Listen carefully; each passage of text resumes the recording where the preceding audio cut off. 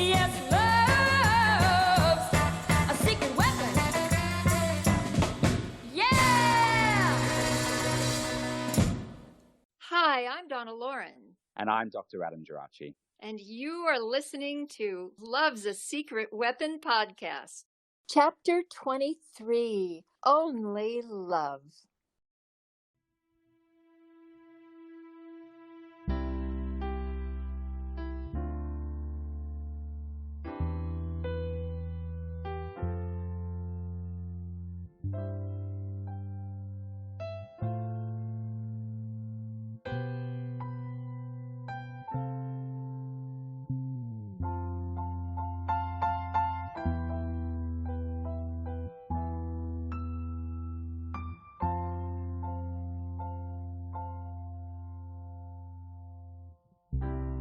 I see the child inside me,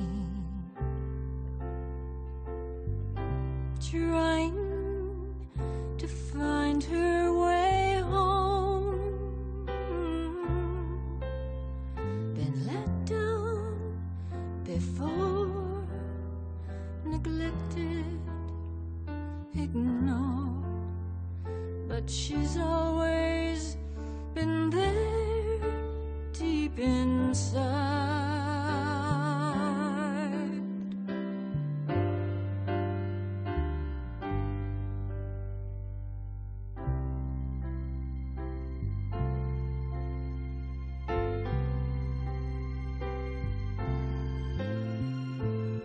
Singing a song to be happy. Every day blinded by lies, still in her heart the nights long and dark. She believes in herself deep inside.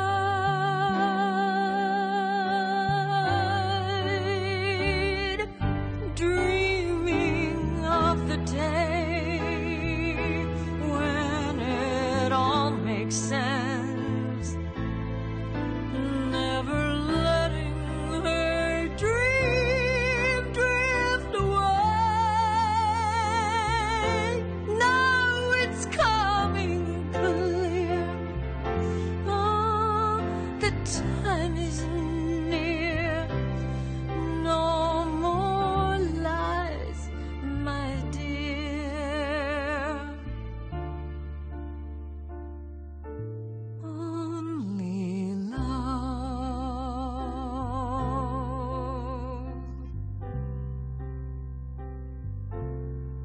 Only love.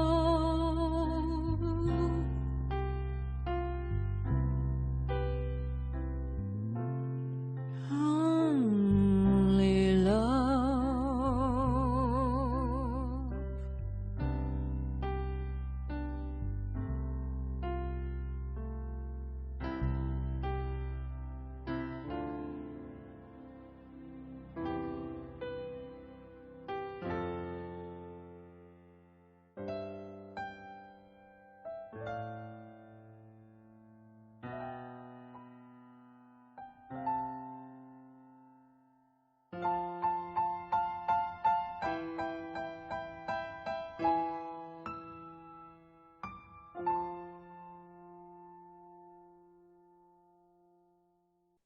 August 14th, 2008.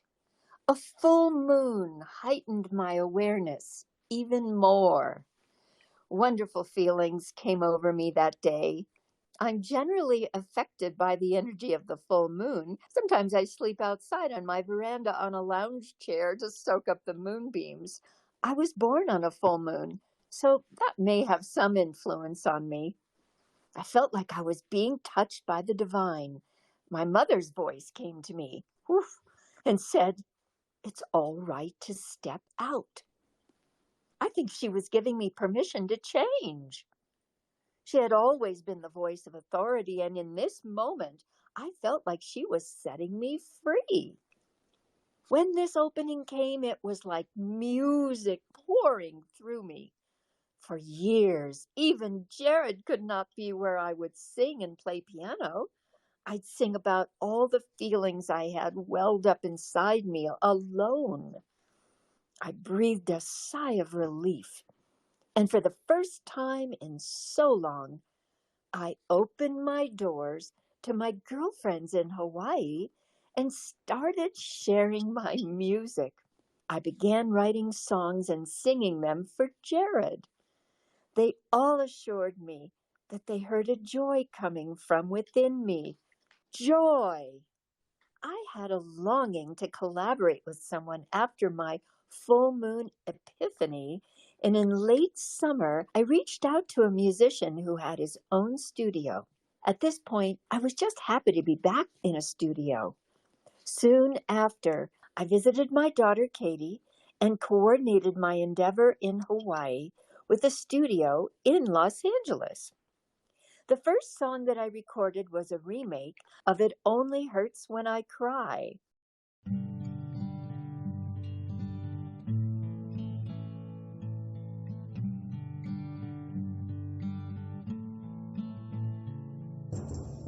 You ask me if I ever long for him since we said goodbye.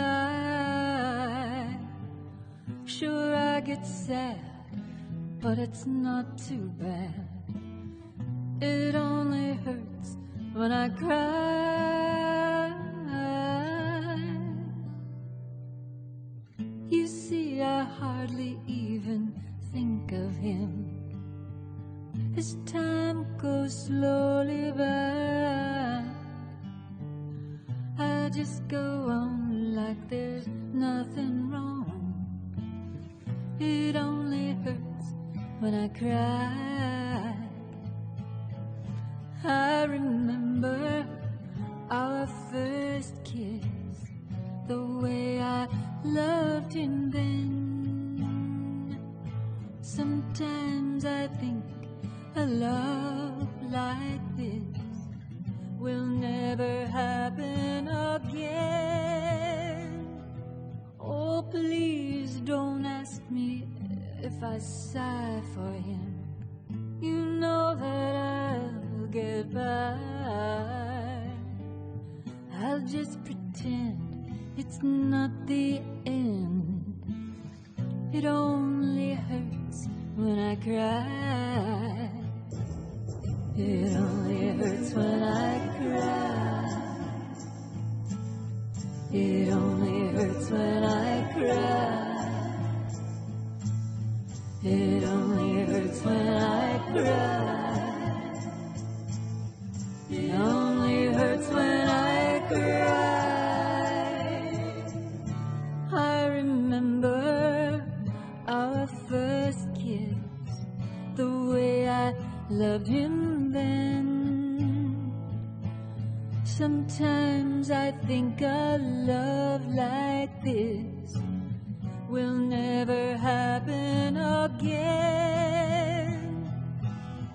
Please don't ask me if I sigh for him. You know that I'll get by. I'll just pretend it's not the end. It only hurts when I cry. It only hurts when I cry. It only hurts when I cry. It only hurts when I cry. It only hurts when I cry.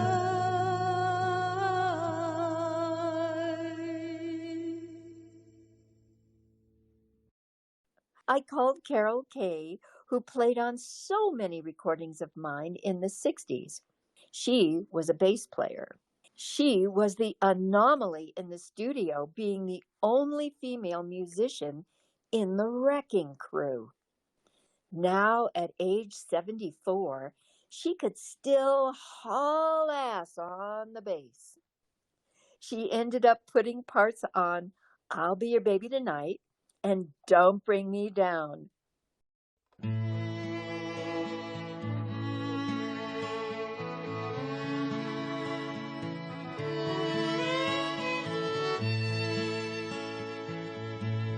Close your eyes, close the door.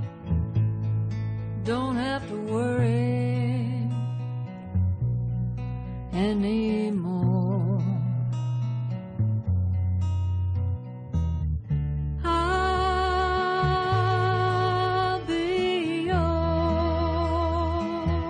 your baby tonight.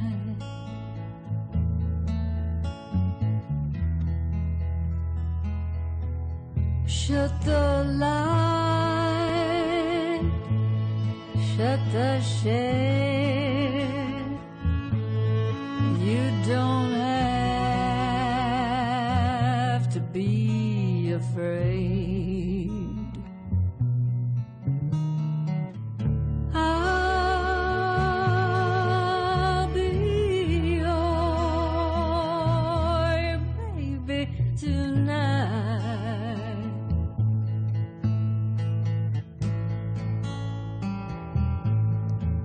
Well, that mockingbird's gonna sail away, gonna forget it.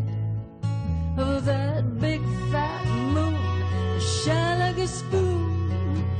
We're gonna let her, you won't regret it. Kick your shoes off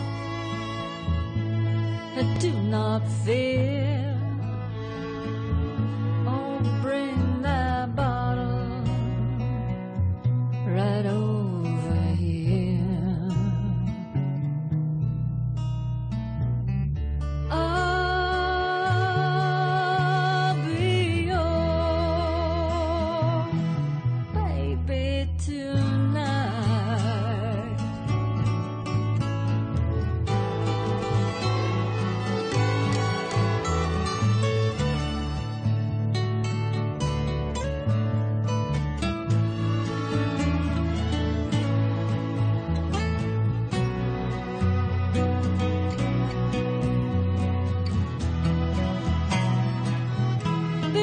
Kick your shoes off and do not fear. I bring that bottle over here. I'll be your baby tonight. Your baby tonight, your baby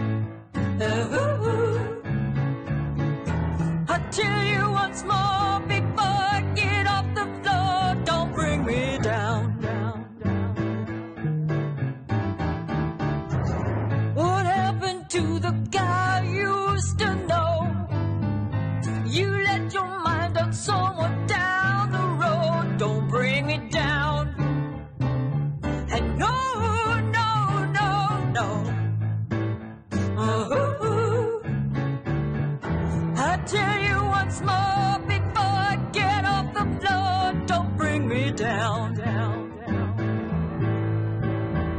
Don't bring me down. Don't bring me down. Don't bring me down. Don't bring me down, yeah, yeah. You wanna stay out with your fancy friends. I'm telling you it's gonna end. Don't bring me down. And no, no, no, no. I tell you once more before I get off the floor, don't bring me down, down, down. You always talk about your crazy nights. One of these days you're gonna get it right. Don't bring me down. And no, no, no, no.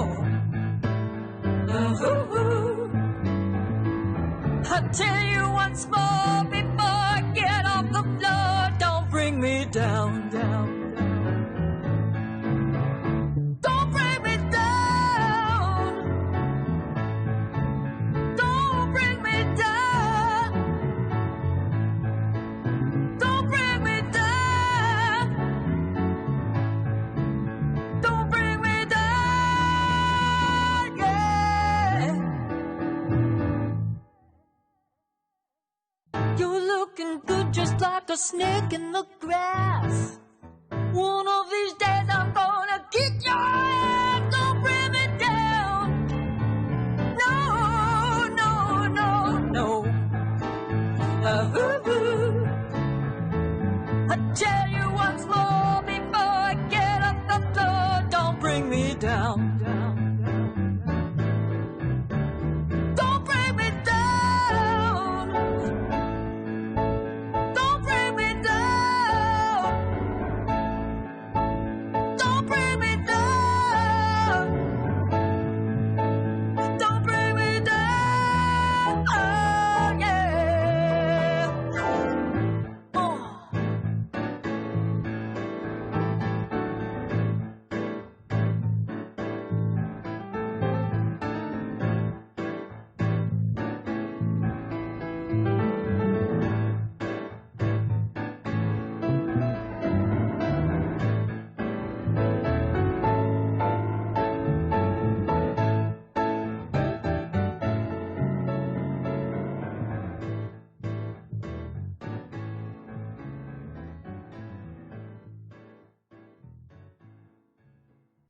I also decided to include Shaken All Over, which evolved into my making an album.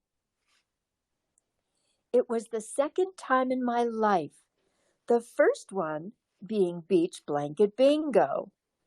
Every album needs a cover, and I had to conceive of what kind of artwork I wanted to use. What stood out was my love of Hawaii, so I contacted a photographer that used to work for us on our website. He photographed models in Honolulu, and he said he was too busy, but that his mentor, Mark Arbe, might be available. I was a little reticent to call him because I knew that he was the go-to celebrity photographer in Hawaii and would cost a fortune. The timing was right. I offered him to fly to the Big Island with his assistant and spend the day with me.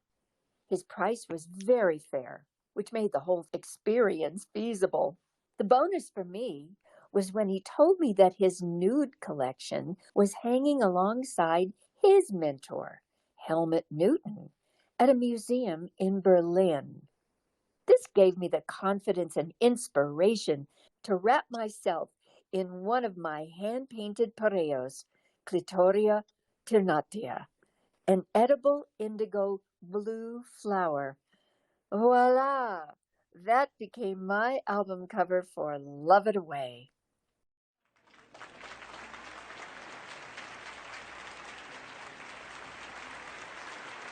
Go, Donna.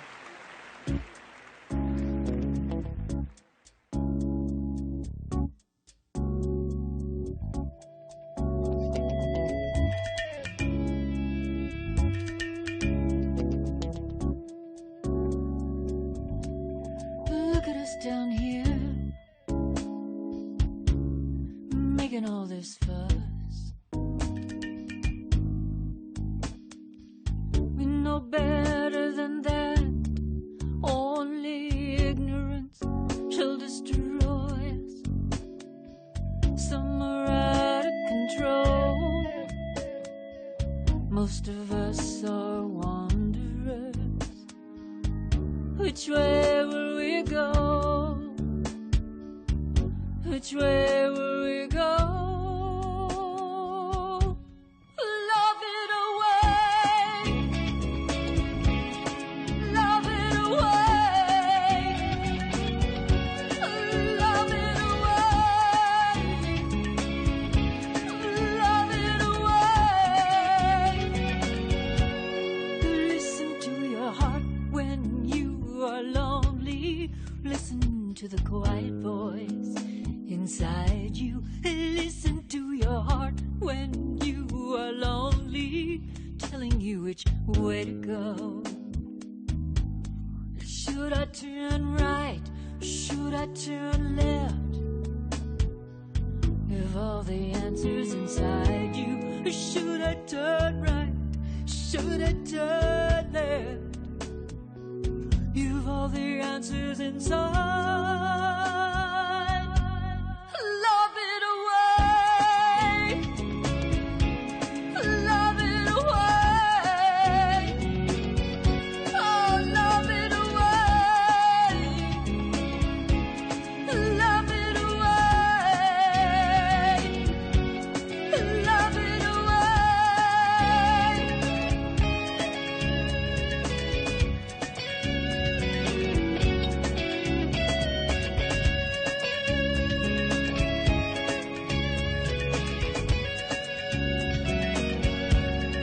listen to the lump in your throat tell you something it wants to say.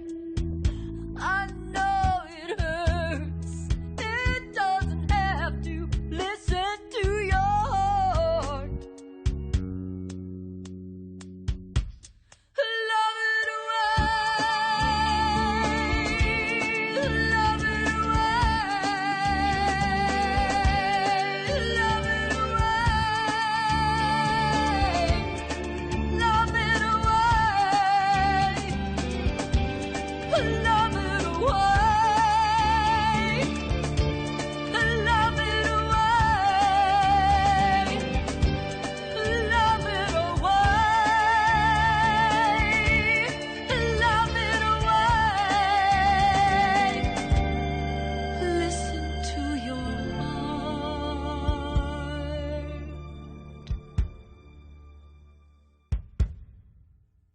I met a radio promoter named John Conjoyan who helped my single, Love It Away, reach number 15 on adult contemporary radio stations.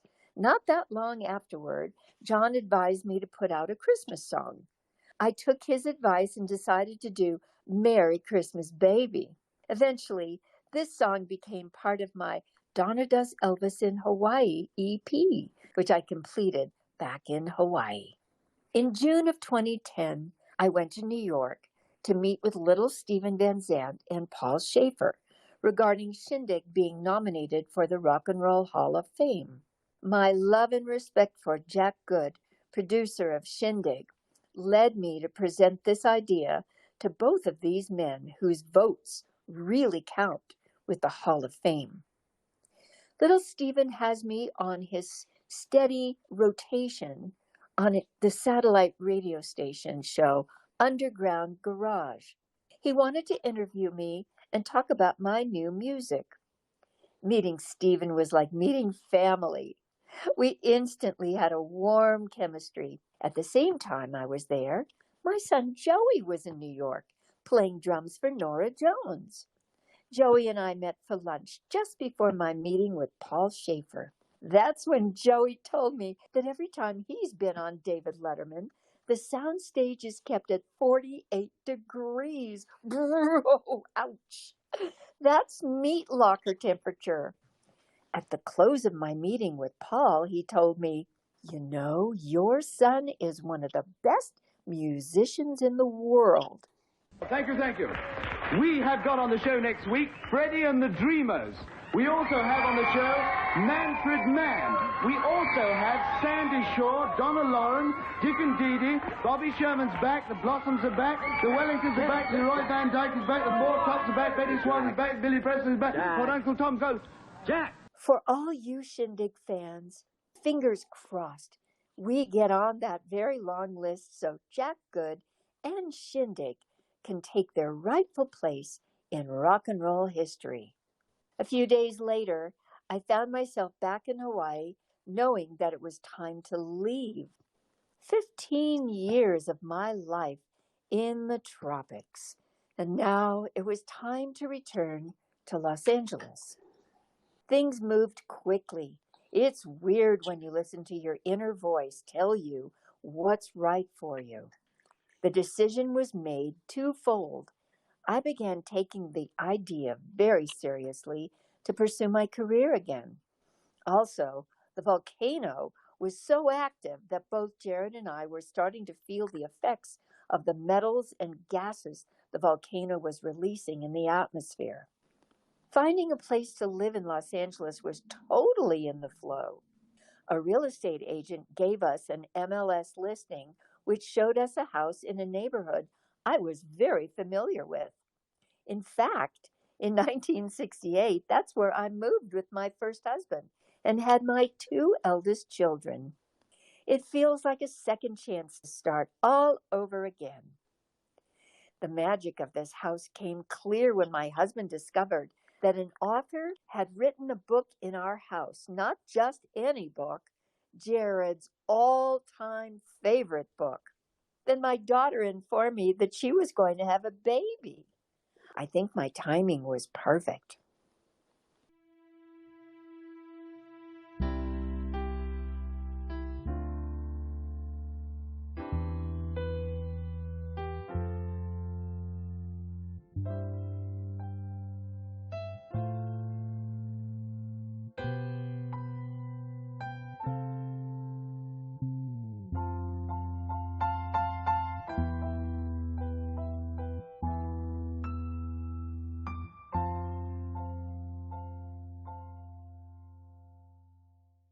If our dreams weren't already real within us, we could not even dream them. Gloria Steinem, Revolution from Within. I'm struck by the eloquence of Miss Steinem when she describes herself this way. Sometimes when I enter a familiar room or street, I think I see a past self walking toward me. She runs past me, worried about being late for an appointment she doesn't want to go to. She sits at a restaurant table in tears of anger, arguing with the wrong lover. She strides toward me in the jeans and wine-red suede boots she wore for a decade, and I can remember the exact feel of those boots on my feet. She sits in a newspaper boardroom with the sort of powerful men who undermine her confidence the most, trying to persuade them to support a law that women badly need and fails. She's a ghost in the lobby of an office building that she and all the women of Ms. Magazine walked through for so many years. She rushes toward me outside a lecture hall, talking, laughing, full of optimism. I used to feel impatient with her. Why was she wasting time? Why was she with this man at that appointment, forgetting to say the most important thing? Why wasn't she wiser, more productive, happier? But lately, I've begun to feel a tenderness, a welling of tears in the back of my throat. When I see her, I think she's doing the best she can. She's survived, and she's trying so hard. Sometimes I wish I could go back and put my arms around her. Since I felt that wish, I've also noticed that her different images are coming together. The little girl listening to the radio in an empty room sits next to the woman trying to raise money or begging for ads.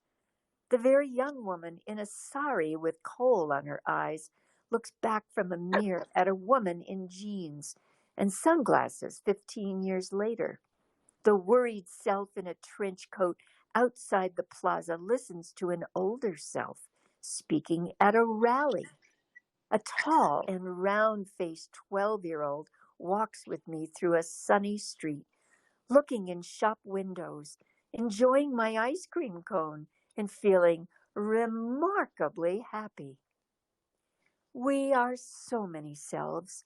It's not just the long-ago child within us who needs tenderness and inclusion, but the person we were last year, wanted to be yesterday, tried to become in one job or in one winter, in one love affair or in one house, where even now we can close our eyes and smell the rooms.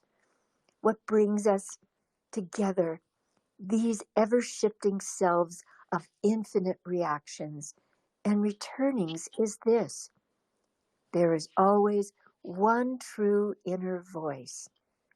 Trust it. I can relate. When my daughter Katie showed me a video of Shindig on YouTube several years ago, I broke down and cried. I saw an empty shell when I looked at myself performing. Until then, I couldn't watch myself or even want to talk about my past career. It was too painful to watch myself be portrayed one way when I knew how I felt inside. It's only recently that I can be objective enough to have compassion for the girl I once was. My persona was confident, cheerful, relaxed, and responsible at a very young age. What was going on inside me was the angst of feeling threatened, of losing my parents' love and the security they provided for me if I didn't obey their wishes and demands. My doubts and fears had to be put to rest when working, and came out in the form of sleeplessness, illness, and nightmares. I could suspend my self-expression for days while traveling with Maury because it equated with work 24/7. None of my dysfunctional behavior was ever displayed in public. Incongruously, when the camera light went on, it connected with my true essence. Still photography had the same effect on me. Suddenly, my only focus was that red light. It provided me with an invisible shield from everything that was going on around me so that I could communicate my joy with the audience. All around there are girls and boys, swinging late, a sailor pulling north. It's got an atmosphere of its own somehow. You gotta come along right now, 'cause I'll tell you, I know a place where the music is fine and the lights are always low. I know a place where we can go.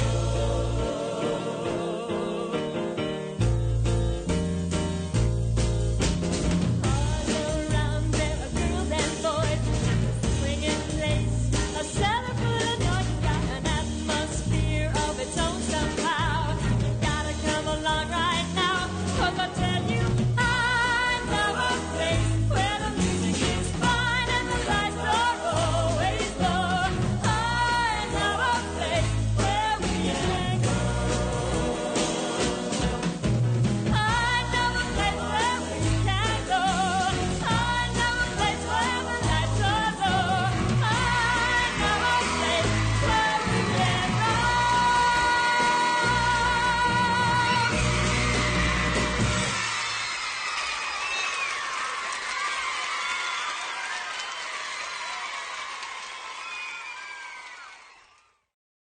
I'm learning to love myself. It all begins with the truth. The opening in a letter I wrote to my mother when I was told about my biological father was, "Ruth, the truth hurts. It's the only freedom I know. I've lived my life mired in a lie that has weighed me down my entire life. How blessed I feel to be given the gift of truth so that I can live the rest of my life with it. So many take for granted, as I did, what your parents tell you growing up. How damaging it is, though, when what they tell you is wrapped in deceit, veiled in a cloak of protection. The truth shall set you free, no matter how ugly or painful it might be.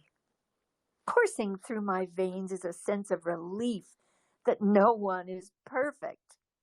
That is what we strive to be and only achieve once we have ascended. I seek beauty and joy all around me, living with my loving husband, moments of unity within my family, honest relationships with my friends. Clearly, I would not feel cheated and regret that so much of my life has been lived in a fog of isolation. That was my learning ground, my school, if you will, to assimilate the tidbits of information, the pieces of the puzzle, and see them fit. For so long, those pieces were like clouds drifting apart. Whenever a missing piece would float into place, I'd feel a little more whole. Truth is a mysterious entity. I love it and cherish it.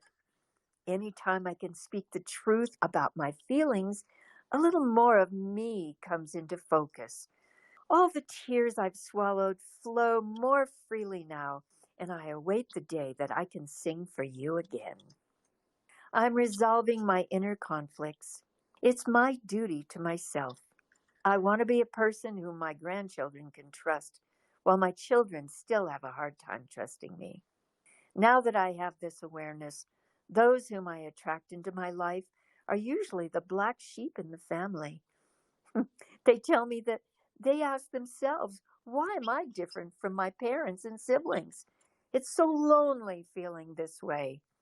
I tell them that there's usually one in a family who comes in with more awareness, a divine gift never to judge anyone, but in return, when most members of a family are living a life of struggle, struggling to be in their own truth, the one member who feels like the odd man out has a sense of compassion. When one is lost, as I felt most of my life, one tends to develop great compassion for those who feel lost. The closer I come to putting the pieces together into a cohesive form, the more compassion I have for the feelings I once lived with. Experience is the great teacher. Lots of scars along the way, but now, thank God, they are healing. Talk about your late bloomers. Maybe the reference my mother always made about Whistler's mother was a hidden insight to my future. I feel that the butterfly is ready to spread her wings and soar. Hi, I'm Donna Loren. Dr. Pepper makes an ideal gift for your true love, but watch out for rivals. Harmon will forgive Bunyan because he knows that good times begin with Dr. Pepper. Distinctively different Dr. Pepper. Not a cola or a root beer, a light and lively taste that you'll cheer. The lift is great, the flavor fine, it's Dr. Pepper time. I love to sing. I feel whole when my lungs are engaged in deep breathing and my throat chakra is fully activated. I want to sing for all of you now that I'm in process of rewiring my circuitry. Recalibrating is a gift from heaven above. Let me share the light with you and beam our light. May the golden river of infinite energy flow through your spine and pineal gland in a residual cycle. What a gorgeous vision, a radiant river of gold, infinite in its nature, radiating hues of sapphire, emerald, and ruby with a coral glow connecting our hearts and loving life. In building this new grid within me, a surge of electricity charges through me, touching off my nerves. I'm listening to your beautiful answers fine-tune all the years and the tears. Oh, the fears I'm letting go of. I feel 16 again, and with God's grace, this body that gravity has spoken for will have a second chance to live my life in integrity, honor, humility, self-love, and respect. I wish that my beloved children may relax with their mother's changes. You who have chosen to distrust me may have a change of heart. It's been absolutely fabulous working with Dr. Adam Gerace the past almost 5 years writing this book together. Adam is a fan who contacted me around the turn of the millennium. He was writing his dissertation and wanted to include me. Over the years, we have corresponded, and then Christmas 2010, we began Skyping to write this book. He is in Adelaide, Australia, while I'm in California. Thanks to the brilliant internet for making this possible. Adam, who is, thank God, so understanding and wisely patient, has won my heart. I can never thank him adequately for this amazing opportunity. We may be related from an ancient lifetime because he has the patience only a son could give his mother. My son Joey is so gracious with me. After all, I recognized his love of drums. My baby Katie has a baby. Life is filled with miracles. I think of my daughter Anna's and my relationship and ponder that one day the veil of hopelessness will be lifted, not just for us, but for our family. Family is paramount. I owe it all to Jared. His devotion is undying. We laugh when his Fritz persona comes out to play with Carmen. That's what we call each other, rolling the R's when we get frisky. Hey kids, cover your ears. Mom and Jared are in love. Has been since he was 18. Took me a lot longer to figure it out, but once I did, I promised to never step on his blue suede shoes. Mom and Dad are buried at Forest Lawn, overlooking Disney Studios my dad worked at. Their spirit lives on in Lake Tahoe, where they loved to vacation together. My brothers just repeated the tradition this past summer. As for my relationship with them, I feel I'm getting more cooperation resulting from my commitment to healing.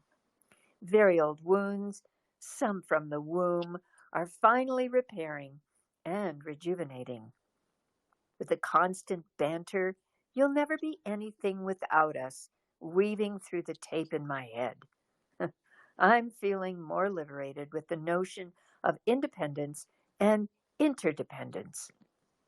I didn't realize that I was getting ready to hang it up and check out. I had to choose life. I'm a swinging 60s chick, still swinging in her 60s. Wow. Well, after 76 episodes, this is our 76th episode, we have come to a close in terms of the book, Donna. Wow. How does that feel to read that for our listeners? You wrote that, goodness, what year would that have been? Quite a while ago. And, a lot has happened since then, but I think it really does wrap up this part of the story very eloquently. Oh, dear Adam, it's really been quite a journey. And, you know, lots of people who live long enough write a memoir, during the time of their life that they feel moved to put their life on paper and possibly share it. And I believe, that was around 2011, 2012 when we finalized the manuscript. And so, looking back, that was 11 years ago. And which leads me to believe that, there's more life to talk about in the future. And we'll see how that all manifests. Yes. Between you and I the co-creation between us is pretty it's pretty great. And what I gather so much, dear heart, is that we've had an opportunity to overcome the plight of the virus and the isolation and the illness and the death and all of the kind of, how would you say it, the oppression, that the world suffered initially, at least for 2 years. And what did we end up doing? We took that time to create something, and Absolutely. and and then the world of podcasts has just exploded. It completely has in this time. Like, when we started off, I don't think we quite knew what we were doing, and hopefully we have a better idea now. But I think what's cool about this is, as you said, the manuscript was done in its first iteration by about 2011 or thereabouts, and then we revisited over those ensuing years, and made some sometimes considerable changes. But I think when it then became audio, there was this continual evolution of it, that even sometimes things that had been written 10 years ago or 5 years ago, there was more clarity from you, I think, that you were able to continue to process it. So it became this kind of living thing, this living document. It wasn't just put out in a book. And, sometimes we do, need to write something and put it down, and that's that. But it was able to evolve. And, I think those words that you spoke from Gloria Steinem's book, Revolution from Within, are even truer now than when we found those in 2010. That integration that I think we all want between our past selves so that we can move forward, that understanding and that compassion for those sometimes quite, what would be the word? They're not all drawn together. Sometimes they can be quite disparate. And so to have the chance to work on that is so important. Remember, Adam, when you sent me Alice in Wonderland?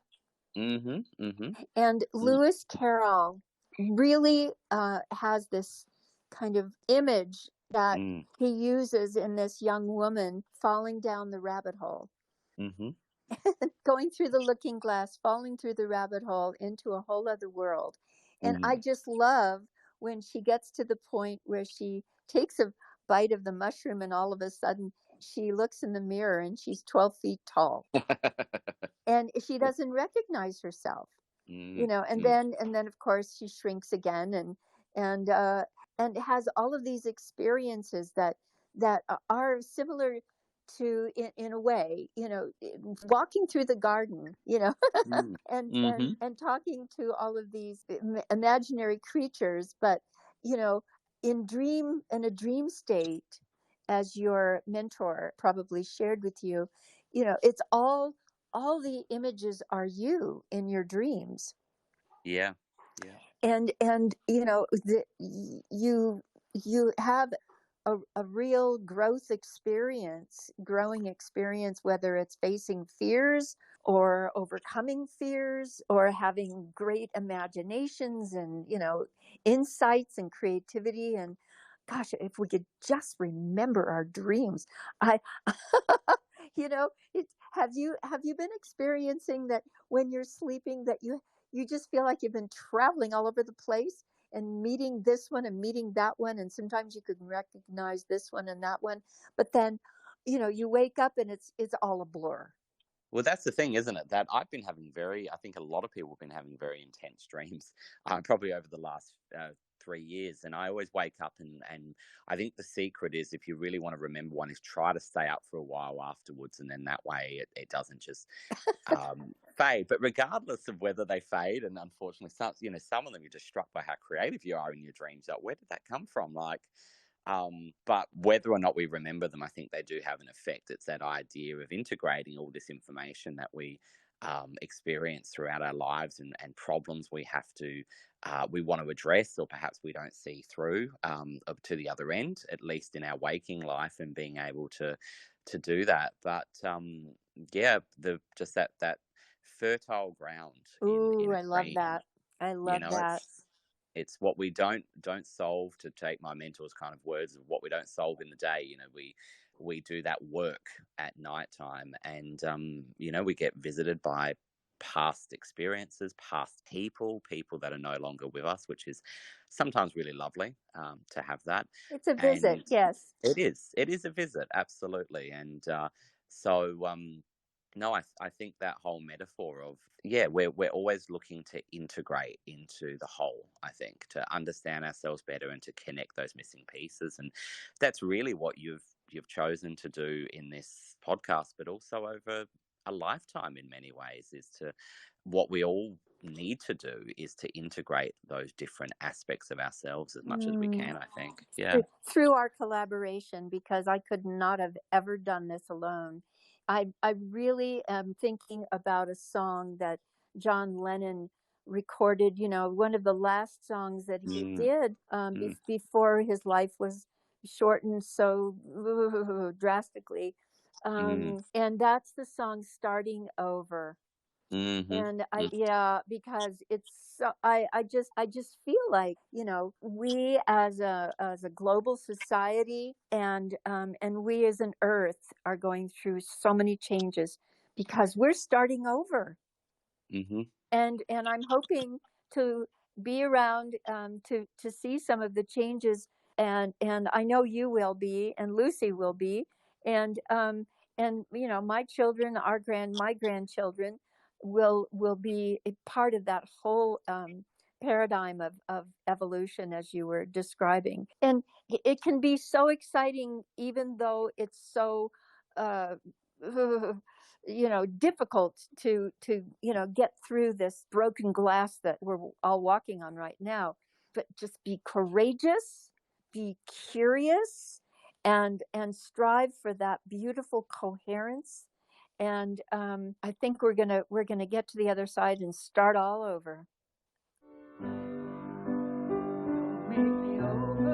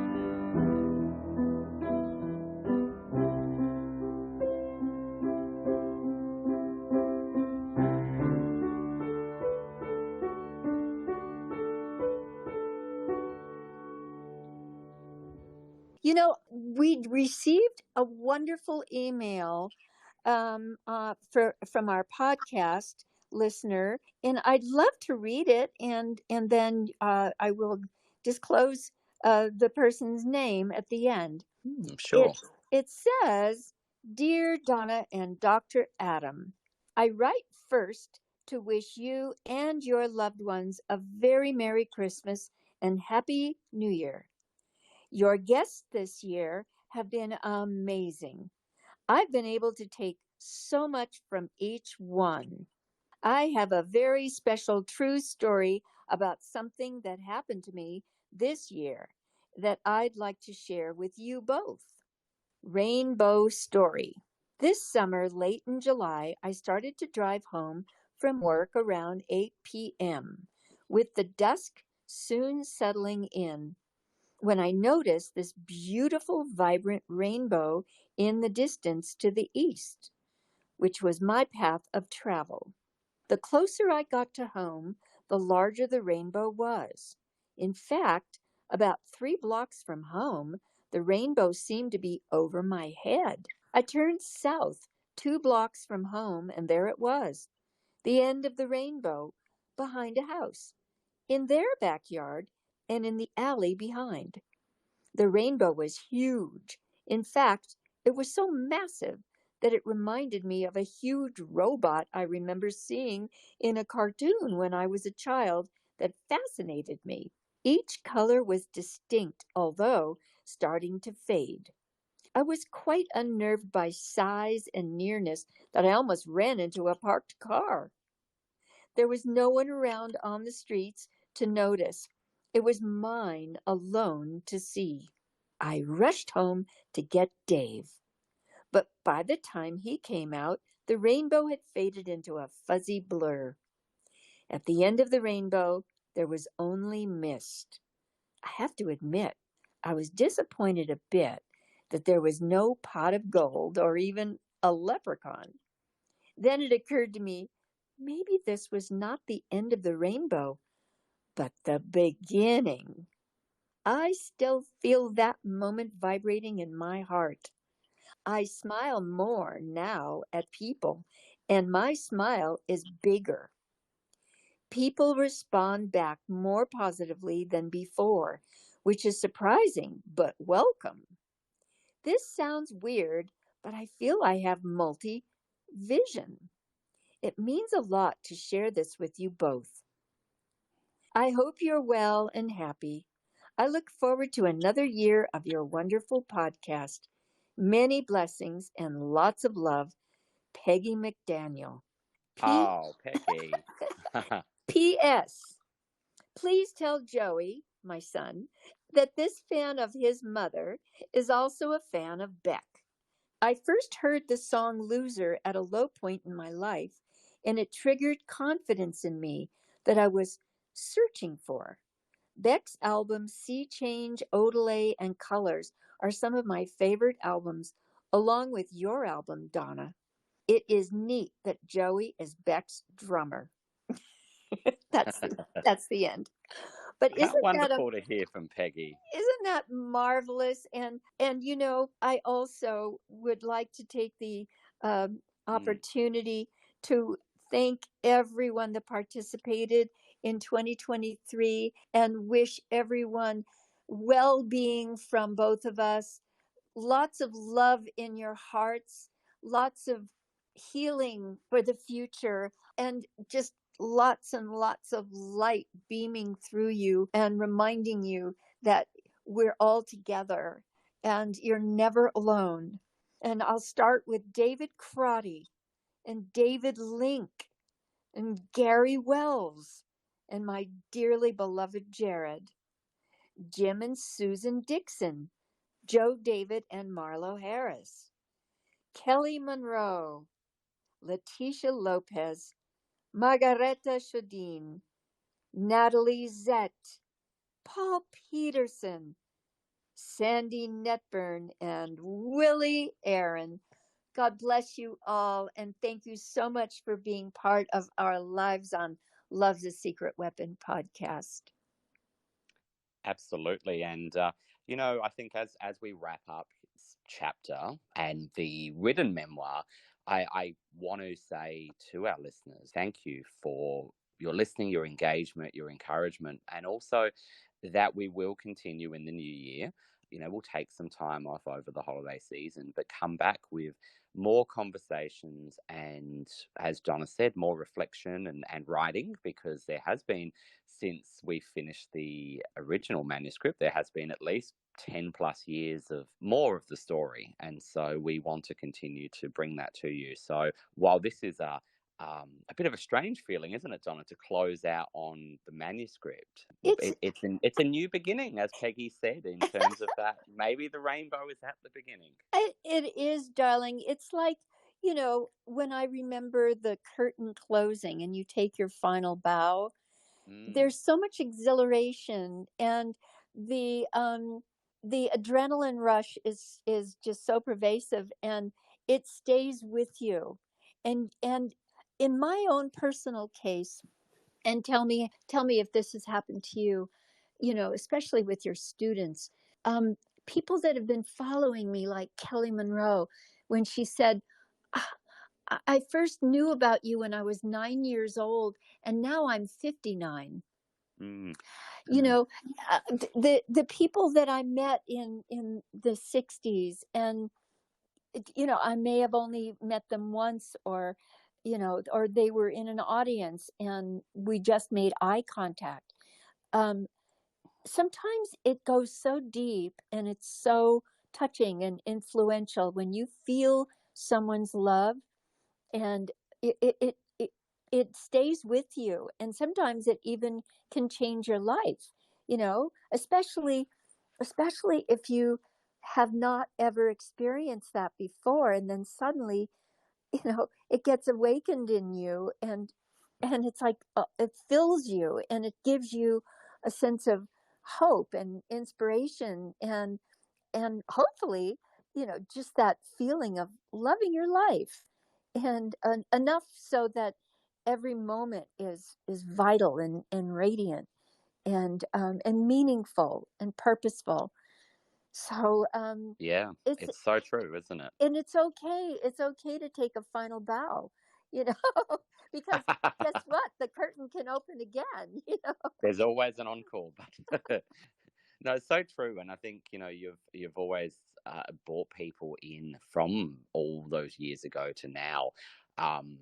We can all connect with people in our everyday lives and bring that spark, whether it's through, whatever it is you do. And I find that you're right, in teaching, you don't always realize the effect that you may have on people, but we can all try to connect and bring that light through. And I think the arts and what you've been able to do all these years is to do that. So it's really important, and it's exciting to see what will be next, and to move, to wrap up this chapter and to move on to other ones. Well, for this year of 2023, which has been so challenging for this planet, I have one mantra that I hope to share with you. And what it is each and every one of us can be a small island of coherency, love, balance, harmony, compassion. These are the things that, or the characteristics, the energy that we all strive for, and some of us are living in some of the time, more of the time. But I find, Dr. Adam, that the lessons that we've learned over the past few years of just rereading what we worked on before, and me revisiting my kind of long life, it's ever expanding, and no matter what obstacles or what challenges or whatever we have to face, we really, really need to just stay vertical. Know that there is a source that has unlimited love for each and every one of us, not just humans, all life. We've talked about this throughout our few years of doing this reading of the memoir, and talking to with each other, discussing it from your expertise and my kind of just living life, and then the wonderful people that have cooperated and conversed with us and shared their lives with us.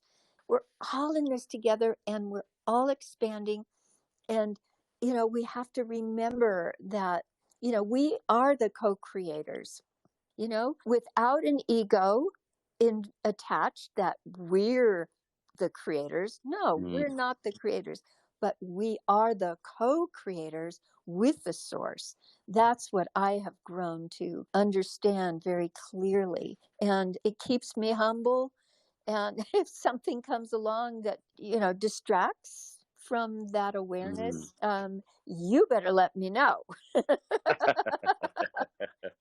Right, hang on a second. Y'all better let me know.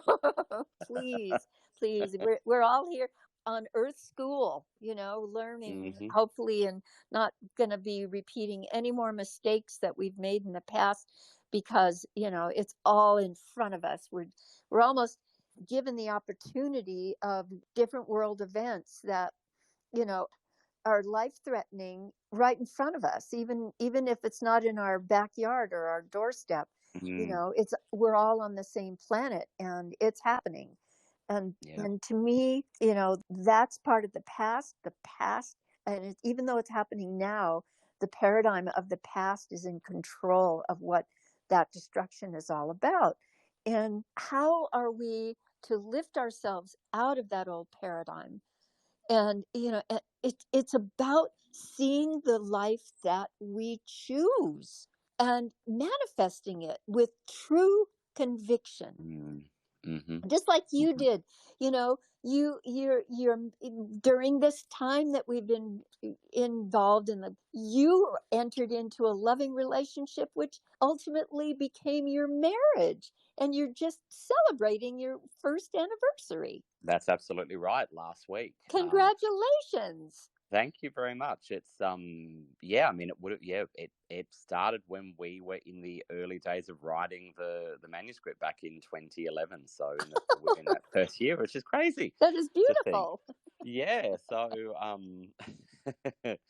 yeah, I totally agree. I think what we've always tried to do is talk about where where someone has been is important to where we are going, but that we can choose to in what direction we want to go and what sort of person we want to be, and that's not something that just stops one day where you're all of a sudden like, okay, yep, that's who I want to be, and that's where I want to be, and that's the end of it. It continues to evolve every day, and absolutely through good experiences and not so good experiences, but they all teach lessons, and that's can be scary. That can be, especially for those of us who have a little bit of difficulty with the unknown, shall we say, but ultimately it can be really exciting as well. It's really true. And alongside, I would say that the greatest parallel that I personally have experienced since we started this podcast was being in the unknown. And, lots of changes happened in my life to put me there. Not that I've been in the unknown in my life at other times, but this was more extreme. And what it did was it completely opened me up to trust and faith. And that is so empowering. And, I think, we've spoken with certain people who have admitted that they're in the unknown, and it's frustrating and anxiety ridden. And what I say is congratulations, because now you have the opportunity to express humility and go vertical and trust in yourself and be a co-creator. And, and that's to me, that is a very clear vision of the future. That's yes. I don't need to. I was going to say, what else do I say to that? So sometimes you just need to say yes. That's right. It's still about my favorite 4-letter word, LOVE. It's just undeniable. I think with that might be our cue to wrap up for now. So thank you everyone again for listening and being with us, not just listening, but engaging and being with us. And we look forward to doing that again in the new year and beyond.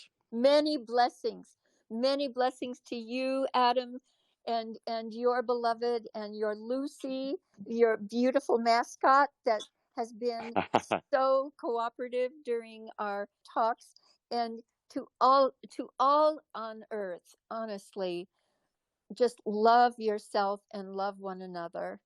Merry Christmas, happy New Year, and I will look forward to beginning again in 2024. Merry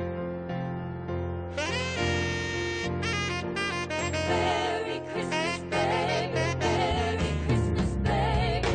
Merry Christmas, baby. You sure to treat me nice.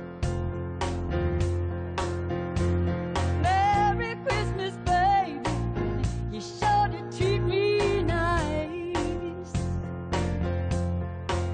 Give me a America Christmas. I'm living in a paradise.